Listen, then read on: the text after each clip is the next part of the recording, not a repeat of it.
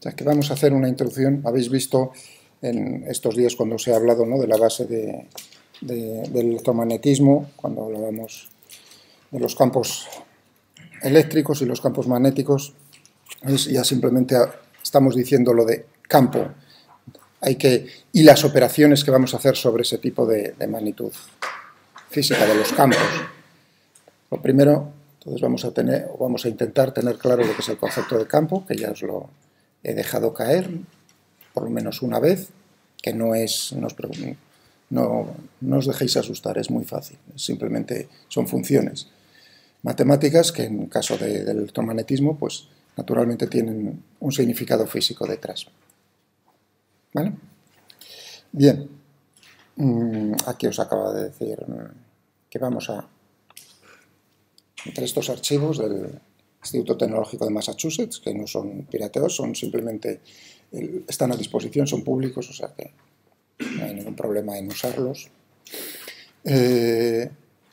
¿Por qué es tan importante? Bueno, este párrafo primero, ¿no? Acciona, que es lo que habíamos comentado el otro día cuando yo traje el electroimán, cuando traje los imanes, ¿no?, la acción a distancia. Cuando hablábamos del bolígrafo y lo dejábamos caer bajo la acción del campo gravitatorio, es decir, cómo un cuerpo ejerce una fuerza sobre otro cuerpo a distancia, no estando en contacto directo. Entonces el concepto ese tan importante de acción a distancia. En vez de ser lo que se piensa, en vez de ser una acción directa, se busca un intermediario. De tal manera que un cuerpo crea lo que se conoce como un campo en todos los puntos del espacio a su alrededor, y es ese campo, el intermediario, el que va a ejercer la fuerza sobre otro cuerpo que se pone en un punto del espacio. Aquí lo tenéis en palabras de Maxwell, 1855, ¿no? Dice, para apreciar los requerimientos de la ciencia del electromagnetismo, el estudiante tiene que volverse familiar con un cuerpo considerable, con una materia considerable de matemáticas de lo más intrincadas. Dice, la retención, la pura retención de las cuales en la memoria, pues materialmente interfiere con un progreso. O sea que de memoria hay que intentar comprender, traducido así. Eso es lo que nos dice, como veis aquí en la obra fundamental de Maxwell, 1873, Tratado sobre la electricidad y el magnetismo, que es donde se resumen las ecuaciones de Maxwell nuestra.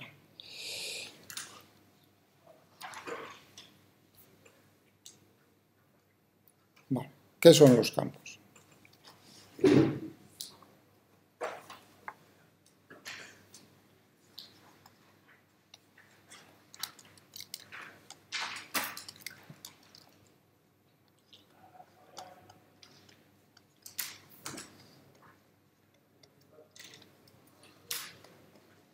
En física. Vamos a ponerlo con mayúsculas.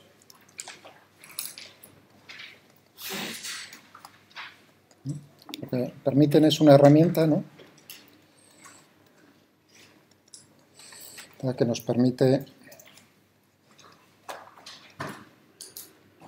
explicar la acción a distancia entre los cuerpos. Ejemplo evidente, claro y antiguo, el campo gravitatorio, la gravedad, la atracción gravitatoria.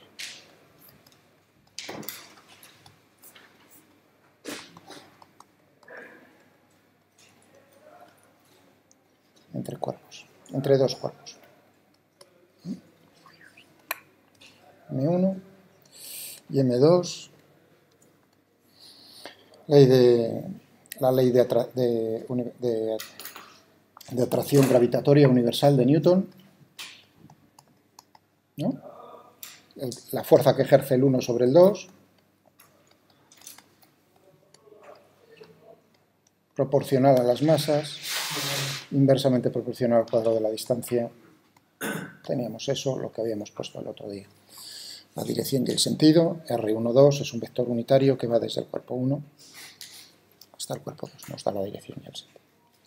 Y Newton ya dijo, reconoció, y se plantearon inmediatamente la dificultad de decir pero ¿cómo es posible que el 1 y el 2 ejerzan una fuerza si no hay nada entre medias? Y ahí fue lo que os dije el otro día, lo de la existencia del éter. Pero Newton en eso fue muy, pues, iba a decir, yo creo que pispa decir, bueno, dejémoslo, o lo voy a dejar. ¿Cuál es el mecanismo? No lo sé. ¿Funciona esa ley? Sí, genial. Luego, en todo caso, ya nos ocuparemos de descubrir cómo es realmente por detrás lo que está ocurriendo. Bien, y lo que la gente empezó a decir, bueno, pues lo del éter, o el método que aparece en la física de decir, bueno, realmente lo que está ocurriendo aquí es que el cuerpo 1 está creando en todos los puntos a su alrededor, lo que está creando es el campo gravitatorio.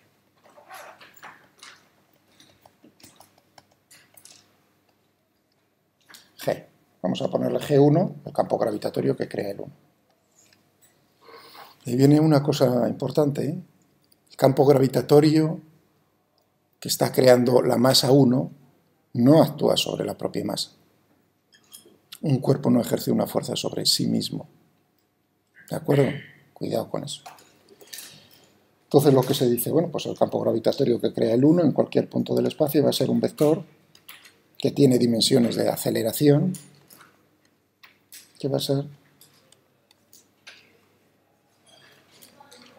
si nosotros ponemos aquí la masa m1 y decimos, por ejemplo, ponemos el origen de coordenadas, los ejes,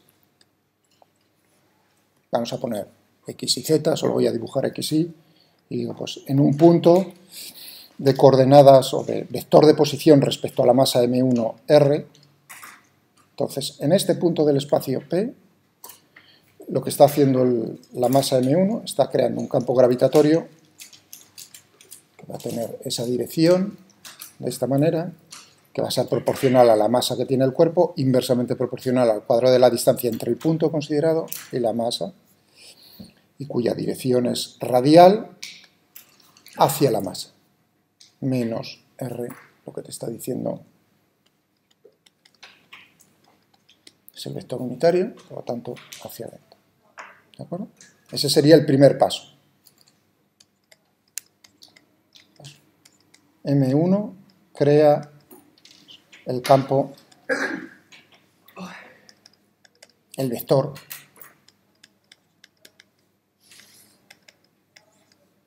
G1. Y ahora el segundo paso es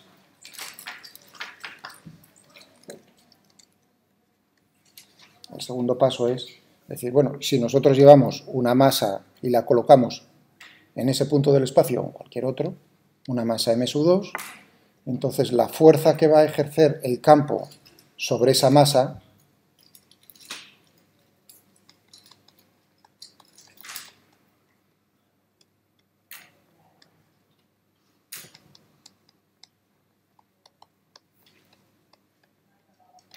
es, pues,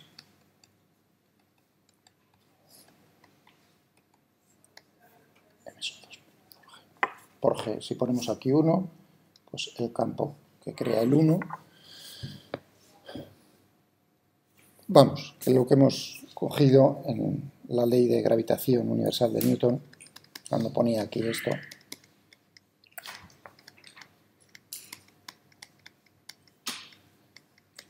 ha sido tan simple como decir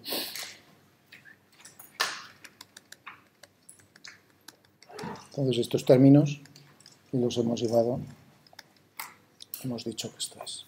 Si uno mira las dimensiones, naturalmente el campo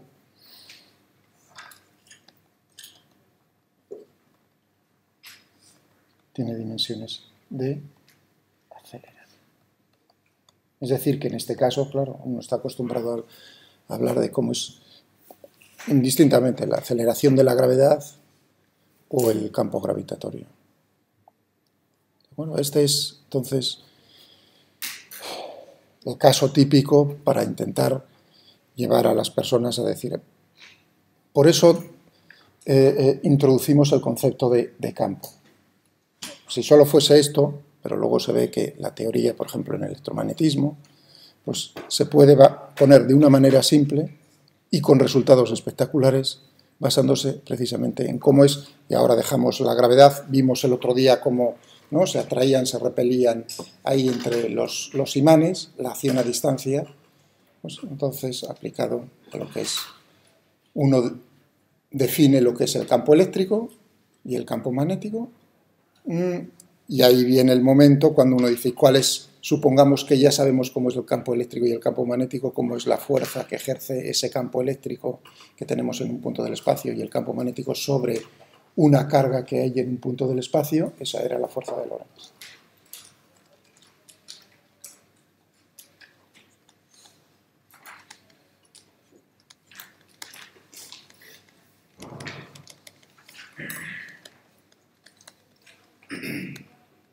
E y B, ¿no? Entonces teníamos que la fuerza, sí, hemos creado, alguien, algo, cargas han creado algo, ha creado un campo eléctrico y un campo magnético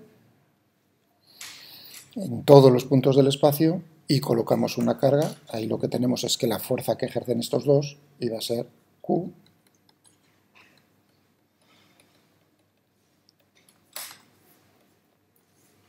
El primer término es equivalente al que teníamos en lo que acabo yo de escribir.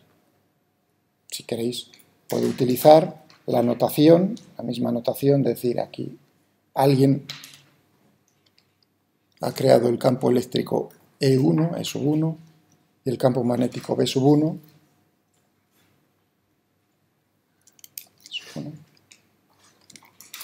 Y entonces metemos la velocidad. Y ahora le pongo un subíndice. Y ahora ponemos una carga Q sub 2, que tiene una velocidad V sub 2. ¿Cuál es la fuerza que están ejerciendo los campos sobre la carga? Pues de esa manera. Bueno, en este caso, uno tiene que ver que el campo eléctrico ya se está fijando, si aquí lo que tengo es, ¿no?, la fuerza, newtons, tendrá dimensiones de fuerza, y aquí tenemos dimensiones carga eléctrica, y el campo eléctrico, pues las dimensiones del campo eléctrico van a ser las dimensiones de la fuerza dividido por las dimensiones de la carga. ¿De acuerdo? Bien, pero es más general lo del campo. Aquí estoy ya, fijaos que he empezado con vectores, pero es más general cuando uno habla de campos.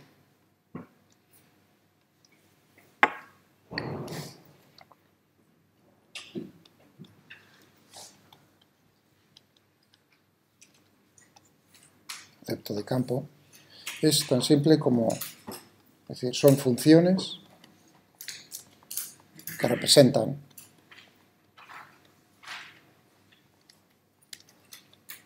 magnitudes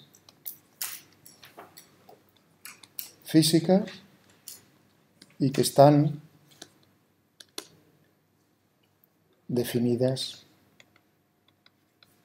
es decir, que dependen, los argumentos están definidas en el espacio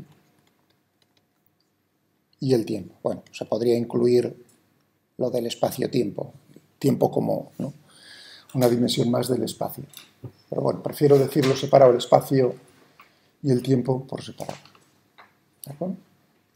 Eso es decir que ni más ni menos, tan sencillo como que es una función matemática, y esa función pues va a ser, pues mira, el campo gravitatorio, pues va a ser una aceleración, pues mira qué bien.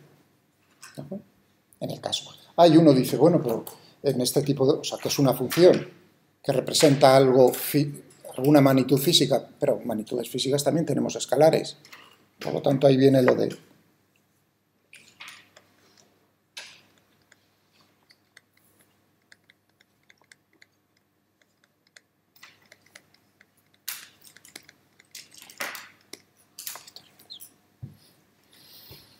Bueno, muy bien, pues vamos a ver, claro, los campos escalares, en principio uno piensa, y es verdad, son más sencillos que los campos vectoriales.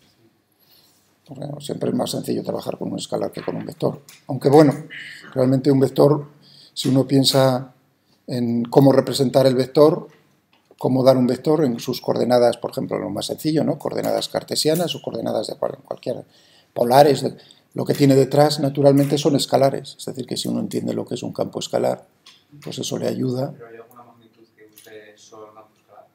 Sí, hombre.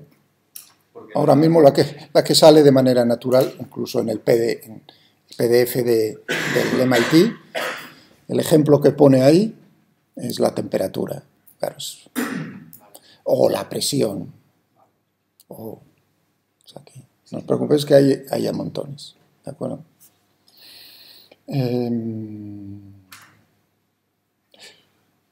La densidad, o sea, sale de manera más natural, ¿no?, la densidad en un punto del espacio.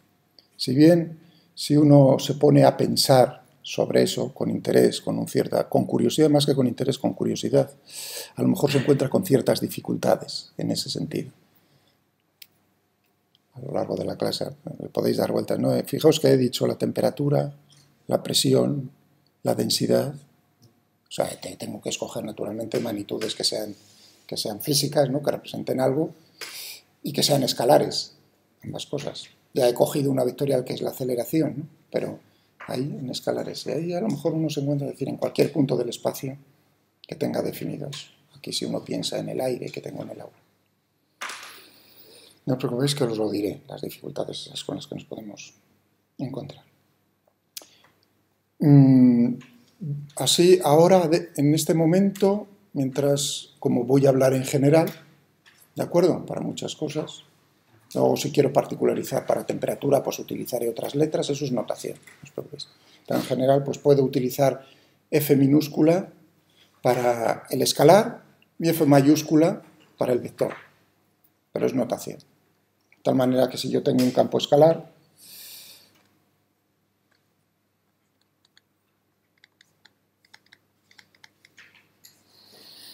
por ejemplo, lo que acabo de decir, temperatura, presión, densidad,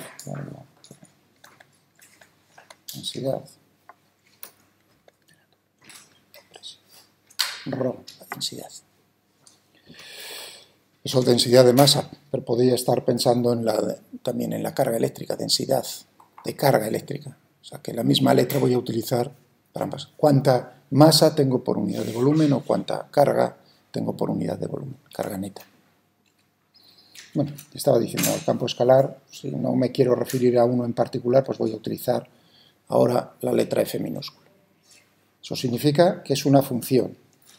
Sus argumentos van a ser la posición, el R, el vector de posición, claro, porque si yo digo en un punto del espacio, ¿cómo sé cuál es ese punto del espacio? Tienen que decir dónde se encuentra. ¿Cómo? Pues mediante el vector de posición, R. Y va a depender del tiempo. Es decir, que esto es lo que tendríamos para el campo escalar. Y para el campo vectorial, por ejemplo, pues campo gravitatorio, campo eléctrico, magnético, lo que se me vaya ocurriendo. O uno todavía más, antes de, quizás, para que no veáis, decir, bueno, no se le ocurrirá ninguno más, pues la velocidad, por ejemplo. La velocidad o sea, tengo aquí aire, ¿no?, en el aula. Entonces, si uno piensa, decir, ¿cómo es la velocidad del aire en cada punto del espacio? Pues eso es un vector, ¿no?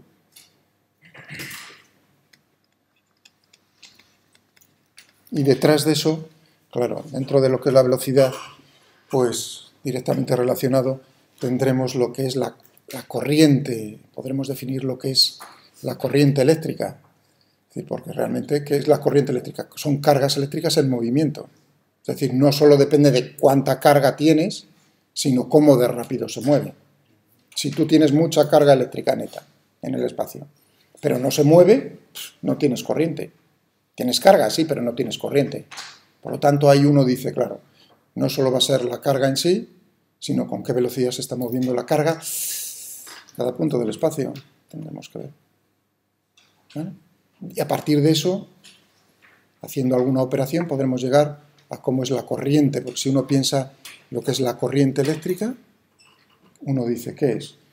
Realmente, ¿cuánta corriente está ¿Cuánta carga está pasando por unidad de tiempo a través de una superficie en el espacio? Eso es. ¿No? Muy bien. Tantos amperios. ¿Podrías estudiar la carga como un campo escalar? O sea, solo la carga de... La densidad de carga. Ah, claro. Vale. Por eso cuando puse ahí ρ densidad, tanto de masa, si queréis, tanto de densidad de masa como de carga eléctrica. Fue cuando dije en ese momento ρ. Y además, bueno, la densidad, fijaos que si digo densidad, estáis todos conmigo pensando en qué es la densidad volumétrica, como tengo repartida. Y eso es lo natural. ¿De acuerdo? Pero podría uno pensar cómo reparte carga o masa en una superficie, es decir, en dos dimensiones o en una dimensión, a lo largo de un alambre. Es decir, que ahí hay que tener cuidado un poquitín cuando uno está definiendo la densidad o diciendo qué tipo de densidad, hay que decir explícitamente si es densidad volumétrica, superficial o longitudinal. ¿De acuerdo? Pero bueno, ahora mismo no merece la pena, estamos hablando de tridimensional, pues uno está pensando en el volumen. Bien, vale, genial. Entonces aquí tendríamos, si es así, en el volumen, ¿no? Y estoy pensando en la carga eléctrica, entonces, ¿qué dimensiones, qué unidades? No tengo nada en contra de que penséis en las unidades como para ayudaros a sacar las dimensiones de una magnitud física. Uno dice, pues, las unidades en el sistema internacional, que para eso estamos en donde estamos, no en Estados Unidos. Entonces, uno diría, ¿cuánta carga por unidad? Coulombio, que para eso es la unidad en el sistema internacional, dividido por metro cúbico. ¿No? Esas serían las... Y si, naturalmente, si es masa, pues tendríamos kilogramo por metro cúbico. Si tiene dimensiones, tiene asociado naturalmente las unidades correspondientes en el sistema internacional, que es el que debemos usar. Vale, o sea que tendríamos aquí G, aquí tendríamos E, tendríamos... que es la notación habitual. Todo vectores. Bueno, si quiero hablar en general, pues entonces voy a utilizar F mayúscula, con el signo de vector. Si estuviese en un libro, pues podría ponerlo en negrita y así no tengo que poner el signo de vector, pero aquí no me queda más remedio. No es nada más que esto. Claro, es lo que estaba diciendo ahora. Estos lo puedo poner como campos escalares. ¿Cuáles son las componentes de ese vector? No quiero poner, ahora lo que sale de manera natural es en coordenadas cartesianas. Pero antes de ponerlo en coordenadas cartesianas, uno se tiene que fijar que aquí, cuando pongo el espacio, el vector de posición R, no estoy poniendo X y Z. Porque no tiene, porque eso depende. Si estoy utilizando coordenadas cartesianas, efectivamente, ahora viene el momento de lo de las coordenadas. Que si usamos coordenadas cartesianas, ¿no? Pues entonces el campo escalar, esa función escalar, que era R y del tiempo, pues era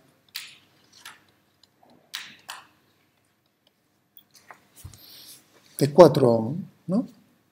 Una función que tiene 4 argumentos, X, Y, Z y el tiempo.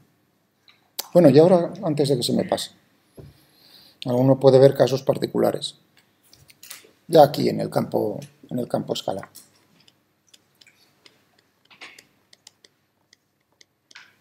Casos particulares. Pues uno, que es intentar simplificar eso, decir, madre mía, 4. Bueno, vamos a trincarnos el último, el del tiempo. Es decir, que sea independiente. ¿Qué ocurre? Vamos a poner, bueno, 1. No tiene por qué ser ese orden, que sea independiente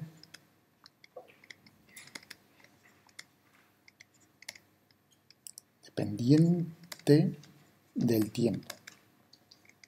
Si es una función que no depende del tiempo, pues entonces tendríamos f en coordenadas cartesianas. Tendríamos esto, ¿no? Es independiente del tiempo, por lo tanto no aparece ese argumento. ¿Se entiende? No tiene mayor... Es decir, que si uno piensa en esto, dice, ¿qué es eso de que el tiempo no influye? Es decir, tú estás haciendo, fijándote... Ahora, ejemplos. Temperatura, presión, densidad. Aquí, en el aula, en el aire que está dentro de él, ¿no? Y yo digo... que sea independiente del tiempo la temperatura es que yo he entrado ahora, mido de alguna manera, ¿no?, cómo es en todos los puntos del espacio, cómo es la temperatura aquí dentro del aula, y lo mido dentro de 10 minutos y son los mismos valores. Eso es lo que significa, o la presión o la densidad. Eso es lo que significa. Claro, no tiene por qué ser así. De hecho, teniendo ahí los radiadores y moviéndonos nosotros, estamos moviendo el aire, naturalmente que eso no es así. ¿De acuerdo? Pero claro, ese sería el caso más sencillo. Es decir, tenéis que pensar, nosotros estamos haciendo fotos de lo que está ocurriendo en el espacio a lo largo del tiempo. Es decir, haciendo una película. Si todos los fotogramas de la película son iguales, entonces es independiente del tiempo. Es decir, que lo que tenemos es la palabra, que es importante. En este caso sí es importante saber a qué es un campo estacionario.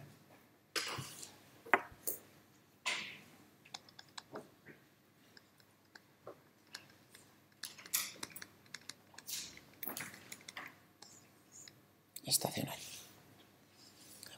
Y ahí, si volvemos un momento al principio del todo, decir esto es electromagnetismo, y hemos por lo menos mirado y nos hemos asustado un segundín con las leyes de Maxwell, qué es lo que hay ahí detrás.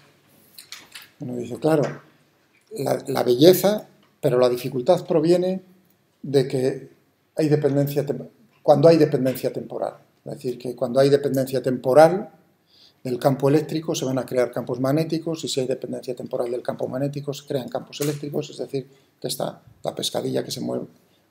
En el momento en el cual eso imponemos que el problema es que no es así, que es independiente del tiempo, que es estacionario, veíamos entonces que podíamos ese problema, que estaban las ecuaciones unidas entre sí, podíamos dividirlo en dos problemas, ¿no?, que la electrostática y la magnetostática.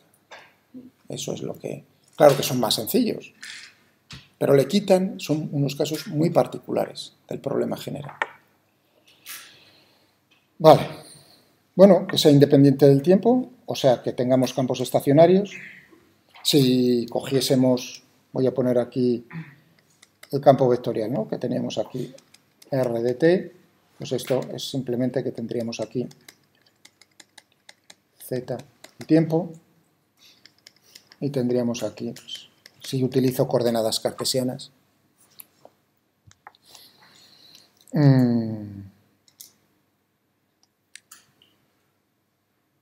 vale, dos, nos hemos cepillado ahí, quitado el tiempo de... Ya solo tenemos tres. Hombre, podríamos reducir, porque siempre es más cómodo y más agradable trabajar con funciones de una sola variable que más de una, ¿no? Entonces, ¿cómo podríamos lograr una? O por lo menos vamos a ir paso a paso, de 3 a 2. Es decir, oye, pues que esto pase a ser, por ejemplo, no tiene por ejemplo, x, y esto pues. Es decir, que sea independiente, que sean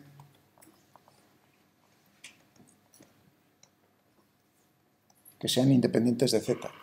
Es decir, que si yo me cojo aquí los ejes, ¿no?, x y z. Por cierto, una cosa así ya en cuanto a lo de las coordenadas cartesianas y la elección de los ejes. Que es importante en el electromagnetismo, es decir, sobre todo en la parte del magnetismo, es importante lo de los ejes, cómo uno los coloca en el momento en el cual uno está haciendo operaciones que son productos vectoriales. ¿De acuerdo? Entonces, en ese momento, en el momento en el cual tenemos un vector que es resultado de un producto vectorial de otros dos vectores, entonces en ese momento y quiere hacer la operación con coordenadas cartesianas, en ese momento hay que tener mucho cuidado cómo coloca x y z. ¿Lo sabéis? ¿Lo han dicho? Es decir, que, por ejemplo, esto sería tal como lo he dibujado yo, así tridimensional, ¿no?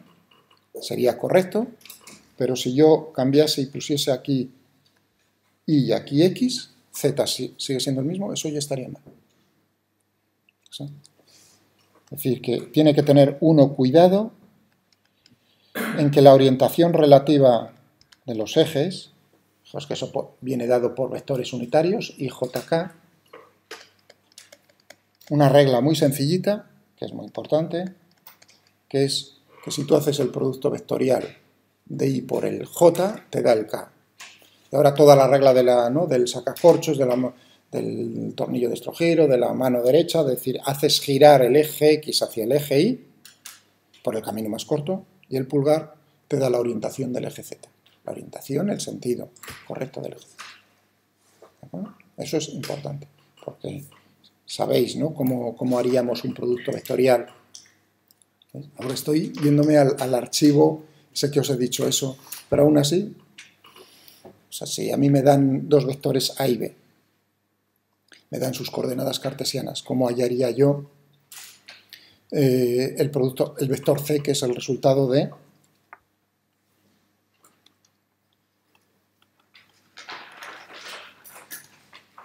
A por B? Me están diciendo que A, coordenadas cartesianas,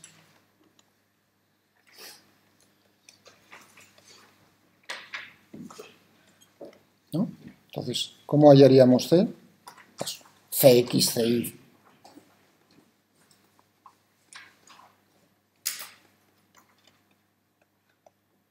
Pues con la ayuda de un determinante, ¿no? Vale, muy bien. O sea que ya veo las caras, me alegro de que... Entonces hay que saber cómo se hace el determinante 3×3, que no tiene mayor dificultad. Y aquí tendríamos, pues entonces, tendríamos Cx por i más Cy por j más Cz por k, es decir, que lo único que nos tenemos que fijar es lo que hay delante del vector i, lo que hay delante del vector j y de lo que hay delante del vector k, y ya tendríamos las componentes cartesianas. Si uno no tiene cuidado en la elección, entonces, ¿no?, cambia, entonces ya se ha equivocado. Se ha equivocado en el sentido del vector. Vale. Bueno, o sea que estábamos, esto ha sido un paréntesis en lo que estábamos haciendo. Entonces, estábamos reduciendo el problema a dos dimensiones, ¿no? Simplificamos.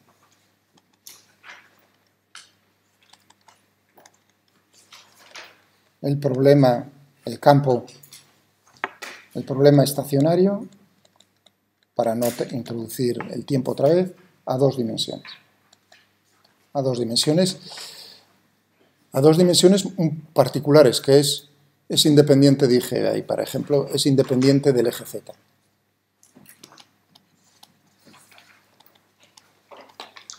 De la coordenada. Y aquí era el momento en el que estaba dibujando yo los ejes. Es decir, que si yo me fijo en cualquier plano paralelo al plano XY, ¿de acuerdo?, lo que tenemos es que el valor de la función escalar, del campo escalar, o la del campo vectorial, en estos puntos es el mismo, a la misma altura, a la misma posición, desplazándome a lo largo del eje Z, tenemos el mismo valor de la función. ¿De acuerdo? Muy bien. Pero en este caso serían planos. Las superficies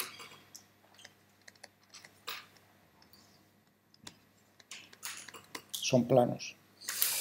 Y a lo mejor eso no tendría por qué ser siempre así. Bueno, lo dejo para el final casi. Es decir, que tendríamos aquí f de xy, y en el caso del campo vectorial, pues f de x. Y claro, naturalmente podríamos simplificar todo, darle un paso más allá y decir, bueno, y si en vez de tener un problema bidimensional es en una dimensión, es decir, buscar funciones que solo dependan de un argumento, pues naturalmente os podéis imaginar que entonces puedo intentar Si el problema es así, orientar los ejes de tal manera que solo me quedase una función de dependencia de x, es decir, que es independiente de y y de z. Unidimensional. Este sería un problema, entonces, unidimensional. En ese sentido. ¿De acuerdo? Cuidado, en ese sentido, porque claro, si uno está viendo el vector aquí, uno dice, bueno, ahí yo no he dicho que el vector tenga la dirección del eje x. ¿Habéis visto la pequeña diferencia entre...? Porque uno lo puede presuponer y estaría metiendo la pata. No tiene por qué ser eso así. Si nos estamos fijando en la magnitud vectorial y consideramos únicamente coordenadas cartesianas, entonces, ¿no?, cuando teníamos aquí, en general, x y z y t, pues el problema es, naturalmente, cómo es la componente x, que va a depender de x y z y del tiempo, cómo es la componente y,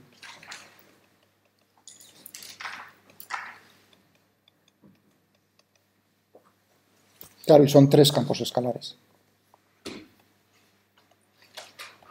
Un campo vectorial son tres campos escalares, puesto en coordenadas.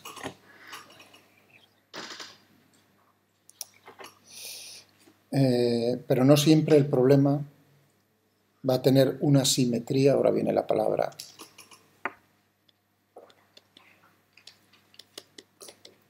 la simetría, para vosotros, es decir, que uno mira el problema y ve, es decir, pues es más adecuado, pues más cómodo, es más sencillo si utilizo yo un tipo de coordenadas o de otro tipo de coordenadas. A lo mejor la simetría es de tal manera que es más cómodo utilizar otro tipo de coordenadas que no sean escalares. Por ejemplo, en vez de... Vamos a poner primero el campo escalar.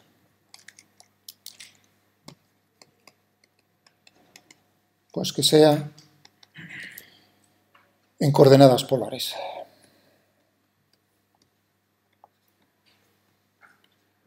Como estoy en tres dimensiones, en coordenadas polares esféricas, por ejemplo. O, por ejemplo, ¿no? Estoy poniendo, por ejemplo. O, por ejemplo, coordenadas polares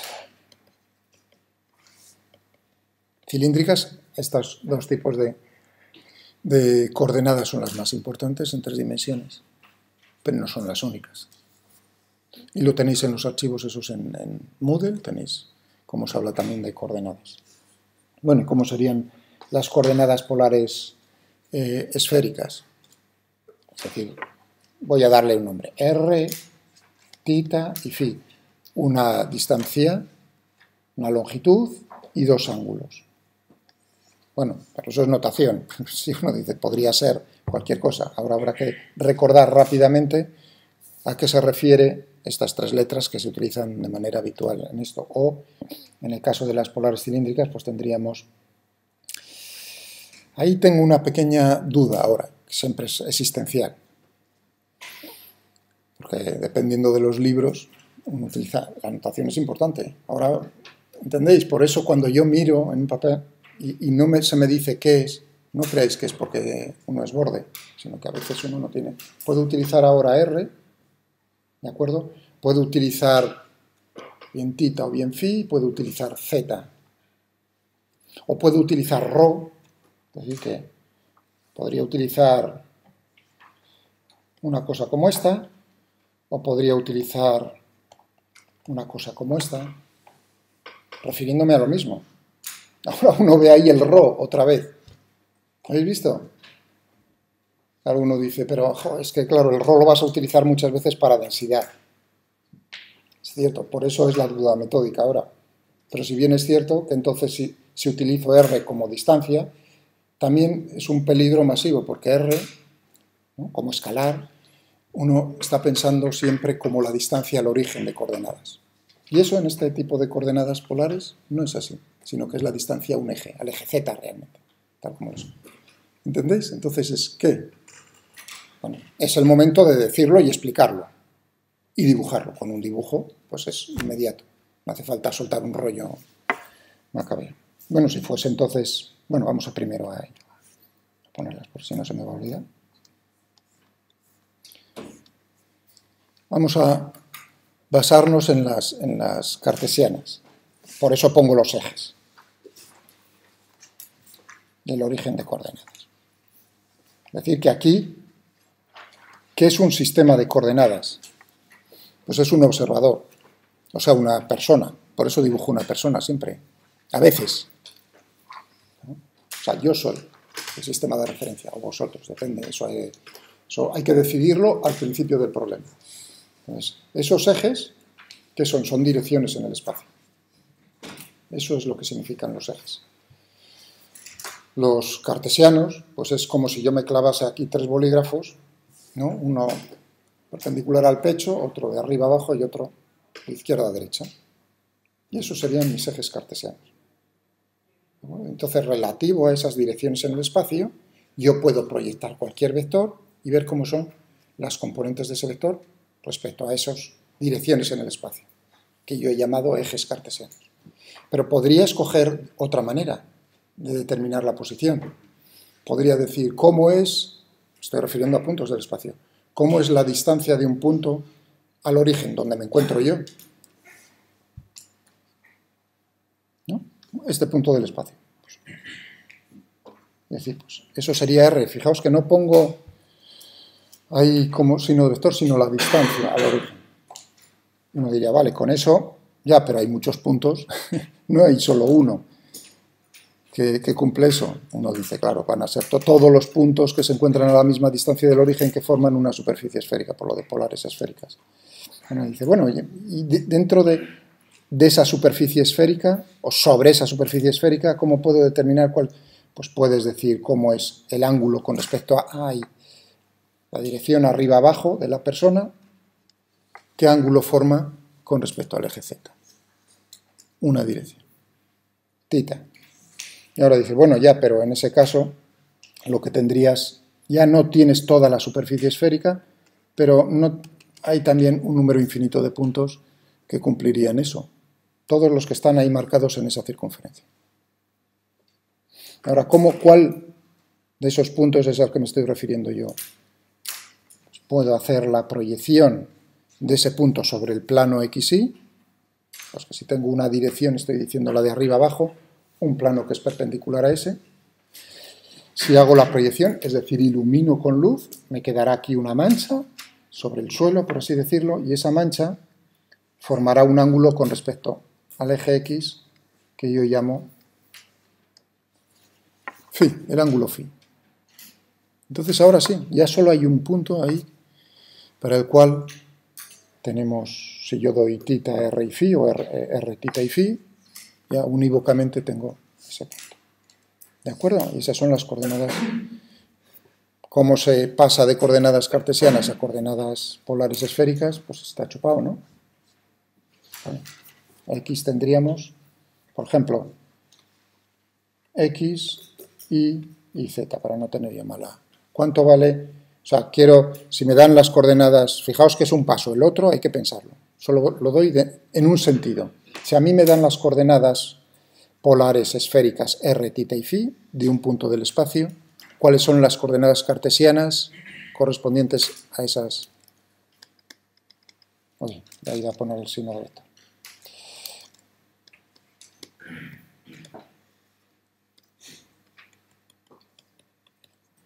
Y dice, bueno, pues lo que tengo que sacar es cuánto vale esto. Y a decir, ¿no? Si me están diciendo R, ya si yo tengo esta longitud, pues sería tan simple como decir esta longitud por el coseno de phi, pero ¿cuánto vale esta longitud? Uno dice, pues es lo mismo que tendría aquí arriba. Si este es el ángulo, pues sería R seno de tita, es decir, que tendría R seno de tita coseno de phi. Para la Y tendría que proyectarlo sobre el eje Y, es decir, tendríamos R seno de tita, la misma distancia, por el seno de phi. Y Z es el más chupado, porque ahí lo que tendríamos es R coseno de tita. Esa Sería la forma de sacar las coordenadas cartesianas de las coordenadas polares esféricas. Y también podría ser el problema contrario. O sea, a mí me dan x y z, ¿cómo sacar las coordenadas polares esféricas? Una, la más inmediata, es decir, pues, que tendríamos para r la raíz cuadrada, ¿no?, de x cuadrado más y cuadrado más z cuadrado. Las otras las pensáis. Bien, y en esto era en las polares esféricas. Claro, y ahí, antes de pasar a soltar el rollo, esto os lo han explicado, las coordenadas polares esféricas, en algún momento, en alguna asignatura del primer semestre o anteriormente. Pues bienvenido sea, que sea yo, porque esto es, vamos, iba a decir, fundamental. ¿De acuerdo? Por lo menos, no digo que os quede grabado en el cerebro, pero sí que os quede grabado, alguien me lo ha explicado, eso es, o alguien lo ha dicho. Es decir, que he pagado dinero y me han dicho esto, porque si no, sería una vergüenza. De nosotros, o sea, me estoy hablando de mí, sería una vergüenza. O sea, es decir, como ingeniero, y que no te hayan dejado caer alguna vez lo que son esas, pues eso sí que sería, desde mi opinión, punto de vista, pues no muy conveniente. Vale. Lo de la simetría. ¿Qué significa cuando yo dije ir reduciendo, ¿no?, el problema, hacerlo más simple? Cuando pasaba, me había quitado ya lo del tiempo, vamos a dejarlo por ahí. Ese será un caso, como veis, electrostática, magnetostática no, o sea que, iba a decir, salvo que yo diga explícitamente que no es así, podéis suponerlo, ¿vale? No hay, espero que no se me olvide. O sea, si no lo digo explícitamente, estamos pensando en el caso más sencillo, en el caso estacionario. Y así nos quitamos. Cuando decía, bueno, pero vamos a reducir de las 3 dimensiones espaciales en cartesianas a 2, y dije ahí, bueno, pero eso es un poco particular, supongo que no depende de z, que es independiente de z, es decir, que entonces tenemos por planos, todos los planos son equivalentes, perpendiculares al eje z, pero eso no tendría por qué ser así siempre. Un problema sencillo en 2 dimensiones podría ser decir, anda, si ahora el campo es r, tita y phi, veis que ya me quito lo del tiempo, por ahí decir, que dependa solo de 2. Por ejemplo, pues uno dice que dependa solo de r y tita, o cualquier combinación que se os ocurra. ¿De acuerdo? O en una dimensión que solo dependa, por ejemplo, de R. ¿No? Eso quiere decir, anda, que solo dependa de R, pues me estoy fijando en todos los puntos de una superficie esférica de un determinado radio, el valor de esa magnitud física es el mismo. ¿De acuerdo? Eso es lo que me está diciendo. De hecho, uno pensaba, bueno, que no sea escalar, que sea el campo gravitatorio, ¿no?, terrestre, vamos a suponer la Tierra toda concentrada la masa en el centro de la Tierra. La ley de gravitación, ¿no?, o como una masa puntual. Pues uno piensa ahí y dice, anda, pues lo que tenemos ahí precisamente es lo que acabas de decir, ¿no? En módulo, ¿cómo sería el campo gravitatorio? El campo gravitatorio es inversamente proporcional al cuadrado de la distancia. Es decir, solo depende de la distancia, no en qué orientación. Ahí tendríamos, estoy diciendo. O en la ley de Coulomb, claro, naturalmente, porque son dos leyes que están íntimamente relacionadas una con la otra. ¿Vale? Pero ahí entonces lo que tendríamos son superficies esféricas, tan plan. No planos. Claro, si yo intento hacerlo en coordenadas cartesianas, no puedo. O sea, que en 2 dimensiones o en una dimensión. Eso es lo que significa. Y ahora en las coordenadas polares cilíndricas,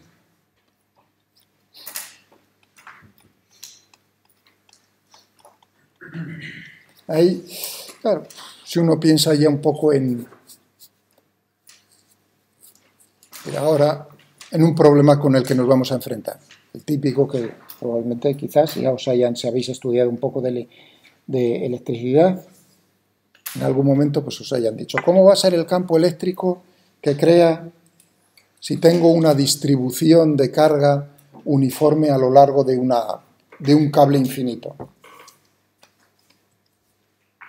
sea que esto, claro, no puedo dibujar desde menos infinito hasta más infinito.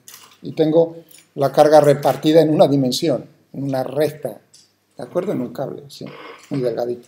Me preguntan por el campo eléctrico. En este caso, uno dice, podría ser masa, ¿eh? O sea, fijaos, podría decir carga, pero podría decir cómo sería el campo gravitatorio que crea la masa distribuida uniformemente en una recta infinita. Tendría el mismo problema y de hecho usaría la misma herramienta. La simetría del problema es el mismo. Uno dice, hombre, claro, si es infinito y no hay nada que distinga, si yo me encuentro en este punto, aquí o aquí, ¿cómo? Son indistinguibles, porque la densidad de masa o de carga es la misma. Claro, en el momento en que la cambio, entonces sí puedo distinguir en qué punto de esa recta me encuentro, pero si no, no. Eso significa que entonces ya, como mínimo, pues, es decir, si me va a dar igual que aquí, pues estos dos puntos, este y este, tienen que ser equivalentes. Es decir, que va a ser independiente de cómo si yo digo que este es el eje Z, pues independiente de Z. Claro, uno dice, pero aquí, ¿qué forma me sale de una cosa de esas, de esa recta? Eso va a ser como el eje de un cilindro, efectivamente. Paredes cilíndricas. Ahora, y ahí es la simetría cilíndrica. Bueno, pues vamos a cogerlas. Voy a dibujarlo en vez de tumbado, como he utilizado otra vez, basándome en las coordenadas cartesianas. Aquí tengo la persona, los ejes cartesianos, Z, Y, X. Entonces, ahora el problema vuelve a ser, oye, un punto del espacio que se encuentra por aquí, ¿cómo puedo determinar su posición? Pues puedo determinarlo de la siguiente manera. Puedo decir, ¿cómo es la distancia de este punto al eje Z, a esa dirección en el espacio? Voy a ponerlo un poco más abajo, porque si no parece que se encuentra en el plano. Dibujarlo así un poco, ¿no? Sí, un poco inclinado porque ahí hay que pensar tridimensionalmente. Dibujar en 3 dimensiones no es tan fácil. Entonces, esta distancia, y ahora viene, ¿y cómo denotas esa distancia? Y ahí es donde viene. Si utilizo R, como antes, uno tiende a equivocarse. Muchas veces veréis en los libros RO.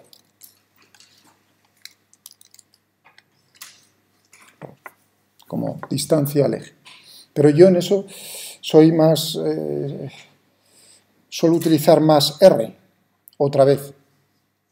Por el caso, por lo que os haga, para no tener claro yo, RO es más bien densidad, pero eso es gusto del consumidor. Podéis utilizar lo que queráis, mirad en el libro que uséis, tened cuidado con eso.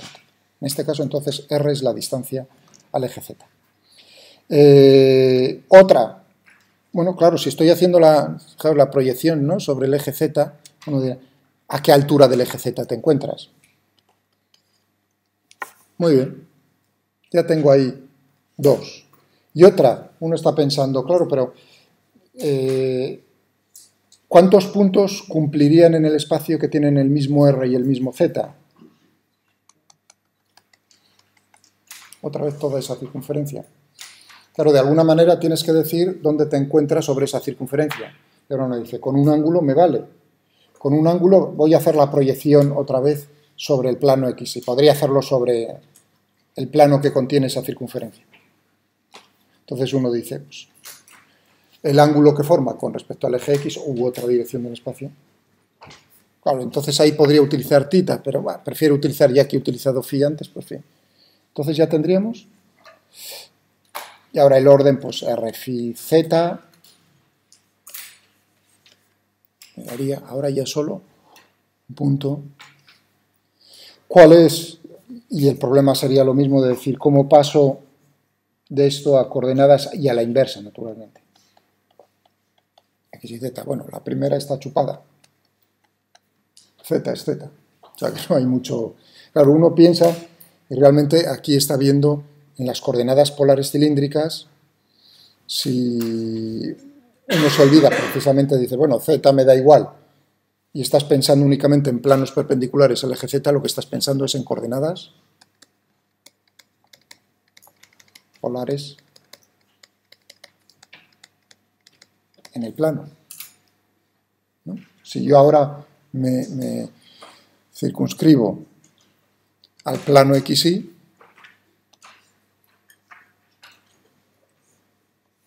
estoy mirando desde arriba, XY, ¿no? Entonces es ya en 2 dimensiones para el plano. Digo, pues, este punto sobre el plano XY, ¿cómo puedo dar las coordenadas cartesianas XY? O bien puedo dar la distancia al origen, R, y el ángulo que forma con respecto al eje X. Ahí tengo una manía, o sea, eso son manías. Fijaos, por eso antes decía lo de phi o tita. Cuando utilizo coordenadas polares en el plano, yo tiendo, quizás no de forma muy común, a utilizar r tita. Pero son manías que a lo mejor no son las más convenientes. Claro, si eso, y habéis visto que aquí tita sería phi, por eso digo, no intentaré que eso por lo menos quede claro en el momento en el que estoy usando un tipo de coordenadas u otras, que quede claro, ¿no? Pero si uno se lo aprende de memoria, no tiene por qué, ¿no? Que era tita, que era phi, es entenderlo.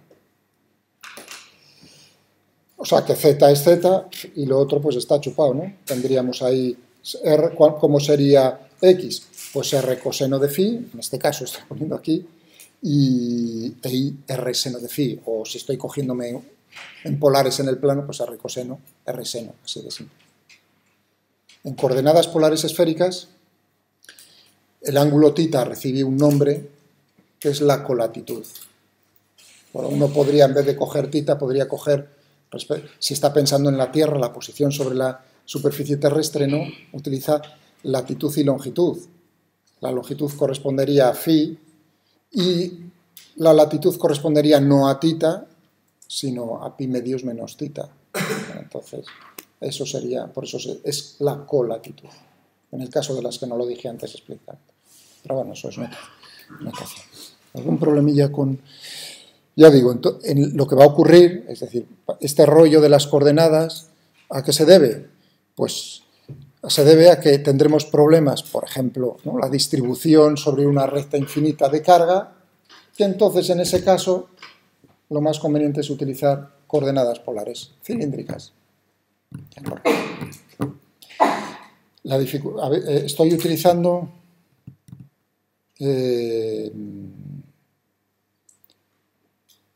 en los argumentos, en vez de coordenadas cartesianas, coordenadas de estos dos tipos. Pero la cosa no queda ahí, simplemente, y no quiero dejarla ahí, porque si ahora paso a el campo vectorial, a los vectores,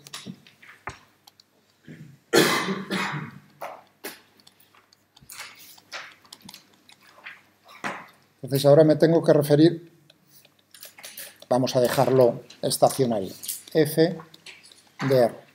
Sí, r, ya hemos, ¿no?, visto que en vez de x y z, ya, pero ¿qué ocurre? Esto también es un vector. ¿De acuerdo? Entonces ahí viene la elección también de decir, ¿qué utilizas para eso?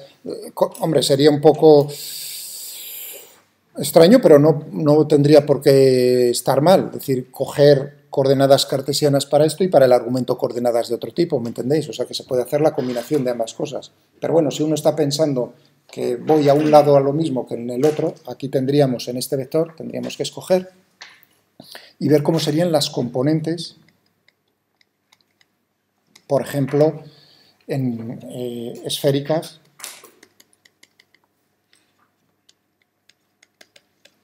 las componentes esféricas del vector. Y ahí es donde viene el asuntillo de decir, a ver si se han dado cuenta. Vamos otra vez a hacer otra vez el dibujo. Este punto del espejo. Ya habíamos dicho r, tita, y phi, lo que teníamos ahí. Y ahora, ¿cuáles son? He dicho una distancia y dos ángulos. Pero no solo lleva implícito esos, sino las direcciones en el espacio. Yo aquí había dibujado una persona. Y en coordenadas cartesianas quedaba claro cuáles eran las direcciones, porque me clavaba los bolígrafos. Aquí tengo uno, ¿no? Esa dirección. Pero en el caso de las coordenadas polares, esféricas, esas direcciones, ¿cuáles son? Pensad, es lo mismo que en cartesianas. En cartesianas, ¿qué significa? Eso es donde viene la memoria. Fijaos una cosa, una tontería, que es una tontería. ¿Qué significa el vector unitario?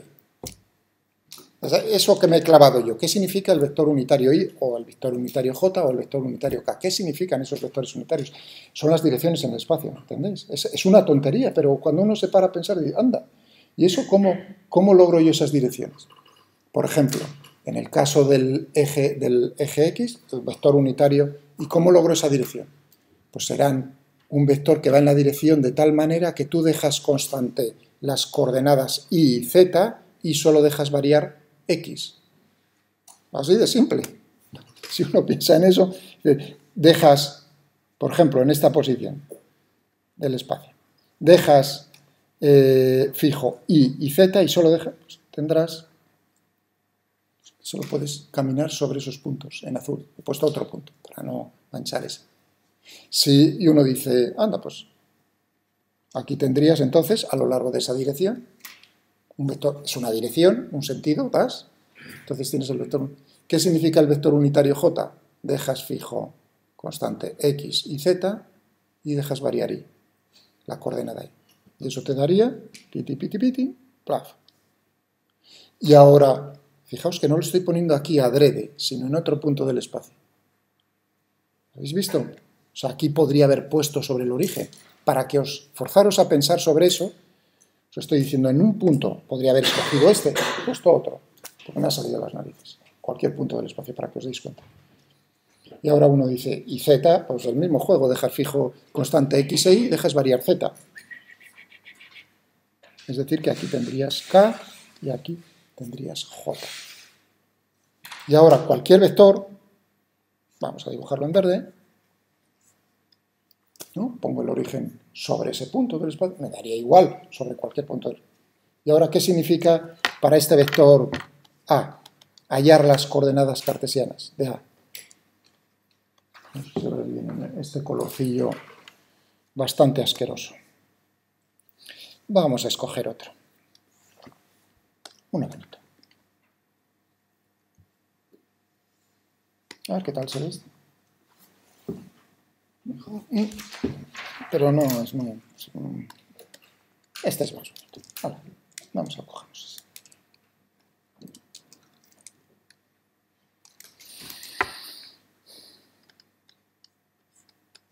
Entonces tendríamos, ¿qué es AX?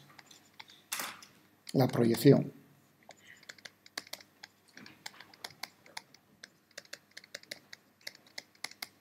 Eso es.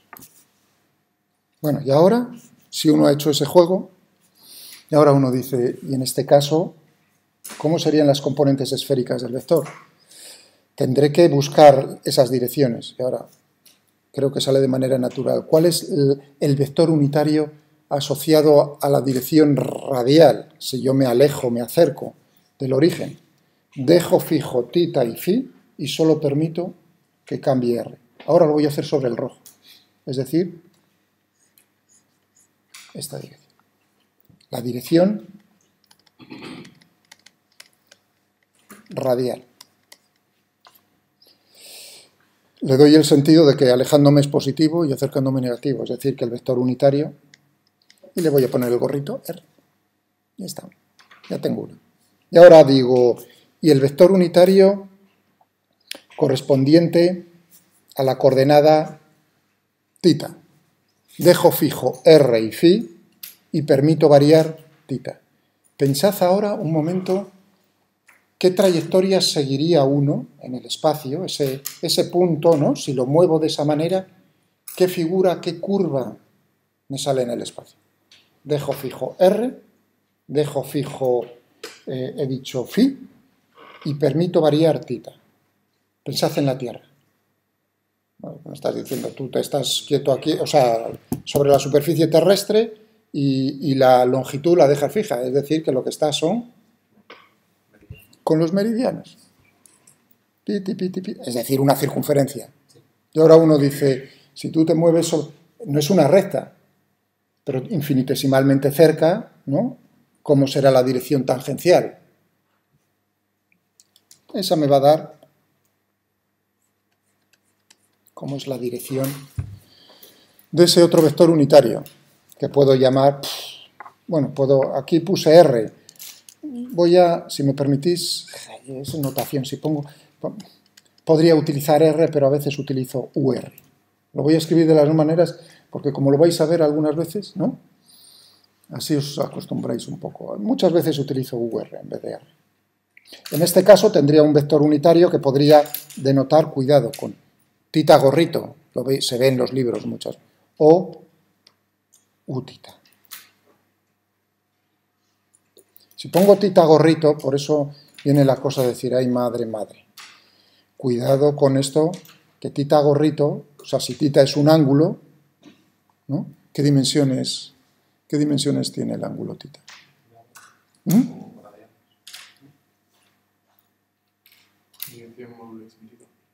¿Has dicho qué dimensiones tiene θ? Es adimensional. Es adimensional. Los ángulos son adimensionales.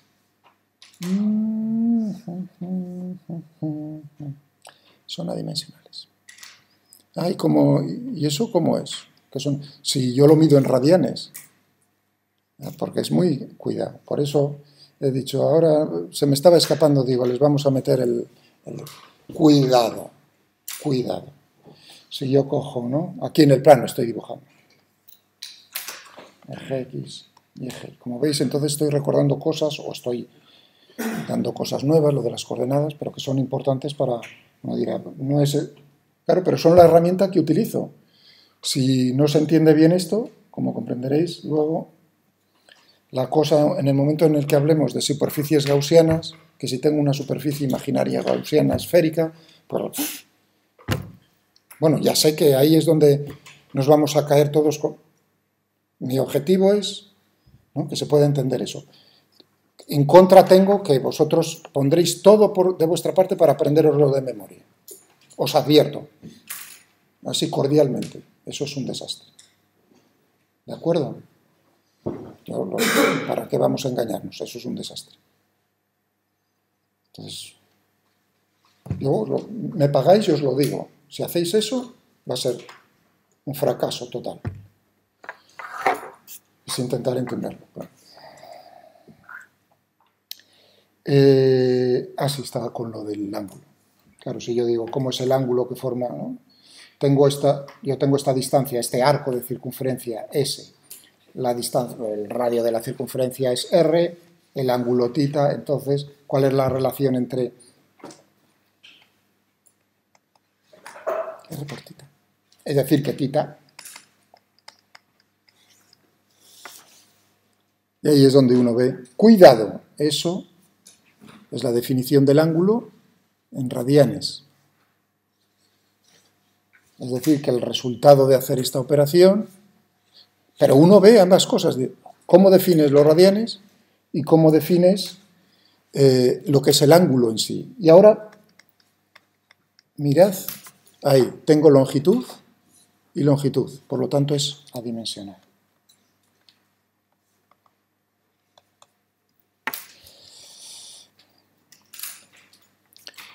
Y lo mismo que...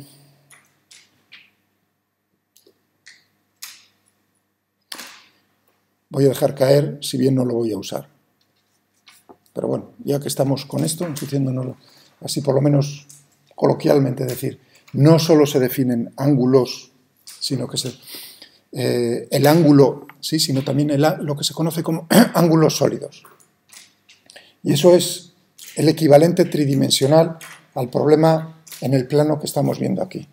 El ángulo sólido que se mide que es adimensional y es en estéreo radianes. ¿De acuerdo? Y uno dice, anda, si aquí lo que tienes es la circunferencia, pues en 3 dimensiones, ¿no? En el espacio tridimensional lo que tendría sería una superficie esférica, ¿de acuerdo? Entonces ahí lo que tendrías, por un lado, en el numerador es el área, digamos, que estás cubriendo, dividido por, imaginaos,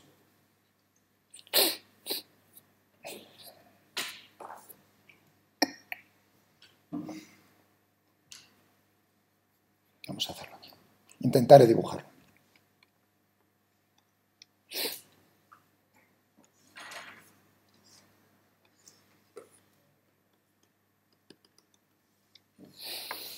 Un trozo, ¿de acuerdo? Un trozo sobre la superficie esférica. Tiene un área, por lo tanto, ¿no? ¿Entendéis? Esta superficie esférica tiene un radio R, o sea, que es la equivalencia entre el arco, y ahora tendríamos, y ahora si yo hago el cociente entre A y R al cuadrado, ahí tendríamos, ¿no visteis antes lo que hacía S dividido por R? Ahora es, en vez de S, el área, en vez del radio, el radio al cuadrado. Y el resultado de esto es en estereoradianes. Bueno, claro, y por supuesto que es adimensional.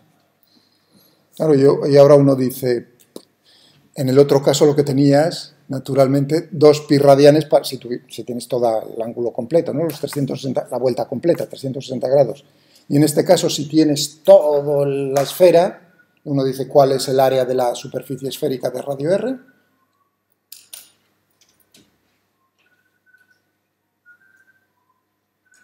Es una pregunta.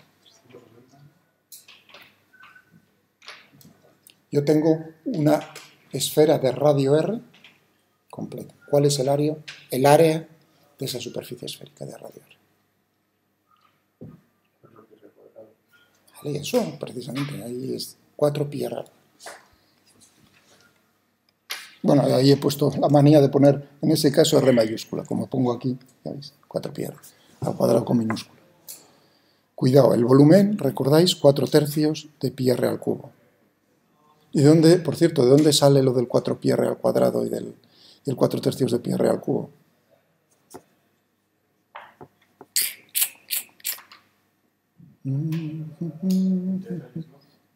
Muy bien. ¿Tú eres? José María, ¿qué? Escribano. Escribano, es verdad. Sí, ya me habían dicho, sí, es verdad. José María Escribano. Muy bien, pues efectivamente. Eso es como ánimo. O sea, que no te habla. Cuanto más habléis, más me puedo fijaros en vosotros y menos. Efectivamente, integrando el problema de una dimensión a 2 dimensiones y luego a 3 dimensiones.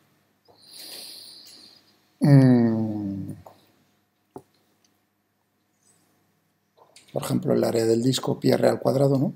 La radio R, el área, ¿no? ¿De dónde me sale el pi R al cuadrado? Pues me baso en una dimensión, es decir, que ahí parto de lo... ¿Y cómo puedo dividir esta figura? Eso es muy importante, se hace en física, en realidad son las matemáticas, es cómo divides un cuerpo, divide y vencerás. Divide las cosas en cosas que tú conoces y entonces obtendrás lo que quieres. En el caso del área, como ejemplo típico es, yo sé cómo es la longitud de la circunferencia y sé que un disco lo puedo poner como suma de anillos infinitesimalmente, ¿no? Por eso. Fijaos, un anillo que tiene radio R y la parte externa R más diferencial de R, es decir, que tiene un espesor diferencial de R. Claro, si yo sumo todos los anillos, es decir, integro, lo que decía vuestro compañero, José María, pues tendré el... ¿Y cuánto es el área de eso? Si tú cortas y lo estiras, como es infinitesimal, tendré base por altura, es un rectángulo, al ser infinitesimal. Entonces tendrías 2 pi R por diferencial de R. Ese sería. Si tú integras, para todo R, te sale el área. Eso es lo que ha dicho vuestro compañero. Sí, ¿y cómo puedo en 3 dimensiones? ¿Cómo puedo dividir yo una naranja en objetos de los que yo ya conozco algo? Pues Aquí se podría hacer de varias maneras, pero una es, ya que ya has cogido el disco, tú puedes sacar el cuchillo y cortarlo y va a ser la suma de discos. Claro, de un disco de altura infinitesimal. Si yo escojo esto como Z, entonces el espesor será diferencial de Z. Eso quiere decir que el volumen asociado a ese disco será pi r al cuadrado por diferencial de Z. Sumo para todos y tengo que poner Z en función de R y nos sale entonces naturalmente el volumen ese 4/3 de pi r al cuadrado. Bueno, o sea, recordad, también hay lo del exterior radial.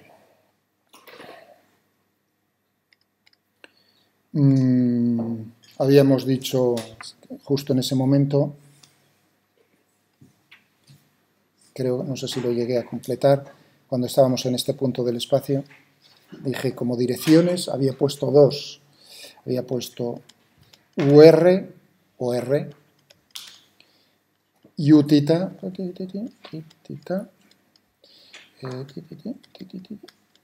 phi, esto era R, U tita o tita. Fue en el momento en el que dije, se me encendió la bombilla y dije, mucho cuidado cuando veáis esto, no me digáis que eso es un ángulo y no me digáis encima que tiene dimensiones porque entonces está mal. Ese gorrito te está indicando cómo es la dirección asociada a la coordenada polar esférica tita. Por eso suelo preferir esto.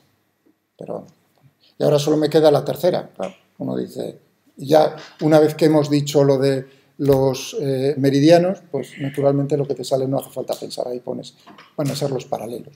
Por lo tanto, pero la cosa es decir, dejo fijo R, dejo fijo tita y permito variar phi, eso te está diciendo que lo que vas a obtener aquí es, ¿no?, tangente en cada uno de los puntos, en este caso en este punto, pues tendrías,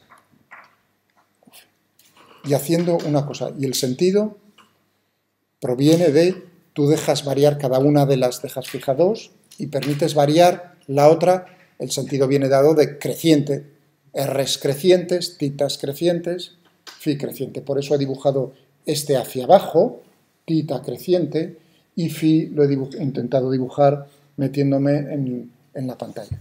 ¿Sí?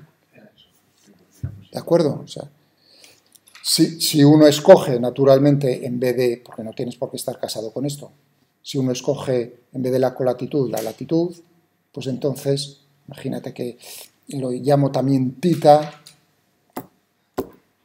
pues entonces tendríamos no este vector de esta manera, sino el vector con el sentido contrario.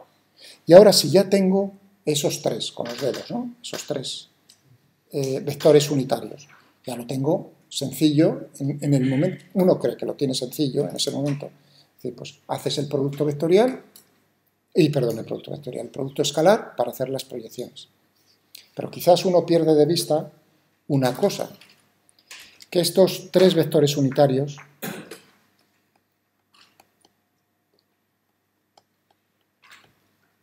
u phi, o r, tita y phi, como queráis, tienen una pequeña particularidad, que cambia su orientación dependiendo del punto del espacio en el cual me estoy fijando. Es decir, que aquí, para ser claros, con fijarme en uno vale UR, si estoy mirando en esa, yo soy el origen, en esa dirección es el dedo, mi dedo es el vector unitario R, radial hacia afuera, apuntando el bolígrafo hacia afuera, hacia allá. Pero si ahora estoy en ese punto del espacio, uno más allá, el vector unitario UR, es decir, que su orientación está cambiando dependiendo del punto del espacio donde nos encontremos. Eso hace las cosas un poco más difíciles en ese caso. Entonces, ¿por qué si lo hace más difícil? Porque al final resulta en ciertos problemas todo más fácil, si la simetría del problema es la adecuada. Por ejemplo, claro, estaba pensando ya en el flujo. Claro, si yo tengo un campo vectorial, ¿no?, una magnitud física, el campo gravitatorio, lo que he utilizado antes, vamos al campo gravitatorio, ¿no? ¿Y qué características tenía el campo gravitatorio? Hemos dicho inversamente proporcional al cuadrado de la distancia, es decir, todos los puntos que se encuentran a la misma, tengo aquí la masa, ¿no? Puntual aquí, en el origen, he puesto el origen de coordenadas donde se encuentra la masa. Digo, todos los puntos que se encuentran a la misma distancia tienen en módulo el mismo campo gravitatorio. Están experimentando en esos puntos, tengo el mismo. Pero es que además se nos está escapando cómo es el carácter vectorial. ¿Cómo es? Apuntando hacia la masa, es decir, en la dirección radial. Es decir, que en ese caso el campo gravitatorio G, que es un vector, uno lo puede poner en coordenadas cartesianas, Gx, Gy, pero en ese caso resulta que tendrías tres coordenadas diferentes, dependiendo del punto donde considerado, ¿vale? Mientras que en coordenadas polares esféricas únicamente lo que tienes es la G, podría poner aquí G sub R, por así decirlo. Es decir, que en general si tengo F, me parece que puse antes FR, vaya en forma de escribir más chapucera, ¿no? Con el subíndice como equivalente antes, ¿no? Pues Fx, Fy, Fz, pues aquí le pones el subíndice correspondiente a la coordenada. Claro, pues entonces tendrías en G, tendrías GR, Gθ, Gφ, pero resulta que Gθ y Gφ son 0 y únicamente la que tienes distinta de 0 es esa. Ya simplemente así. ¿Y cómo la hay? Pues naturalmente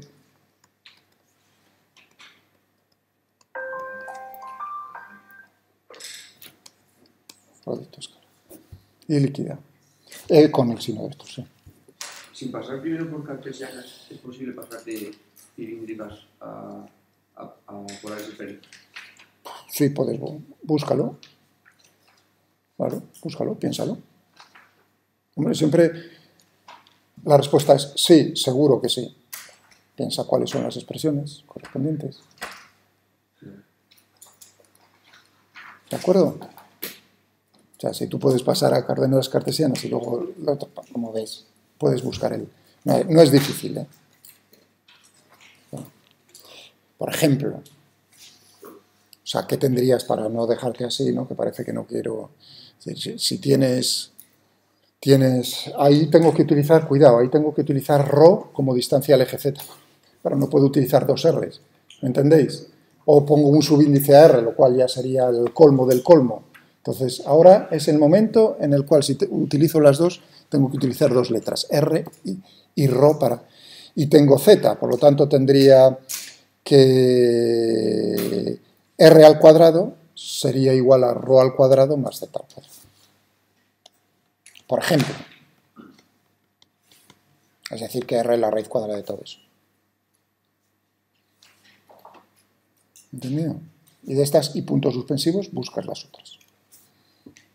Que no es difícil.